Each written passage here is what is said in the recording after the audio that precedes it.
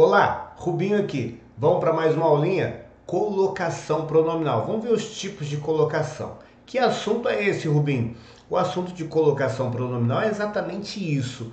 Onde eu vou colocar o pronome oblíquo átono. Lembra do pronome oblíquo? Aqueles pronomes que funcionam como objeto, né? Então são esses pronomes que a gente vai aprender a colocar. São 3 colocações. Acompanha comigo aqui, ó. Colocação pronominal é a colocação, né? É a posição do pronome pessoal oblíquo átono, os pronomes pessoais oblíquos átonos, né? Em relação ao verbo, né? Então, olha, são esses aqui os pronomes oblíquos átonos. Primeira pessoa, o me. Segunda pessoa, o te. Terceira pessoa, né? Se, lhe, o ou a. Essas são as pessoas do singular.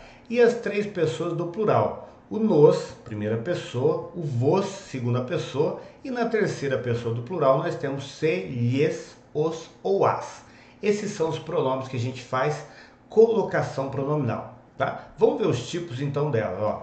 Na colocação pronominal nós temos a posição do pronome oblíquo antes do verbo, nós temos a colocação do pronome oblíquo no meio do verbo ou depois do verbo, tá? Vamos ver que tipos são esses, quais são esses nomes, como a gente nomeia essas colocações. Olha, eu tenho a próclise, que é a colocação do pronome oblíquo antes do verbo. Por exemplo, nada me perturbe. Esse me é o nosso pronome oblíquo, funciona como objeto, recebendo a ação do verbo.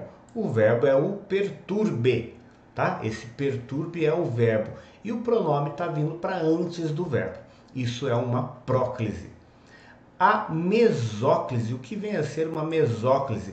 É a colocação do pronome no meio do verbo. Por exemplo, amar-te-ia. Esse te, pronome oblíquo átono sendo colocado no meio do verbo, tá? E depois eu tenho a ênclise. O que vem a ser a ênclise? É a colocação do pronome oblíquo átono depois do verbo. Por exemplo, sei que devo deixar-te. Esse te, pronome oblíquo átono, sendo colocado depois do verbo. Agora a gente vai destrinchar quais são essas possibilidades quando eu uso essas colocações, tá bem? Vamos lá.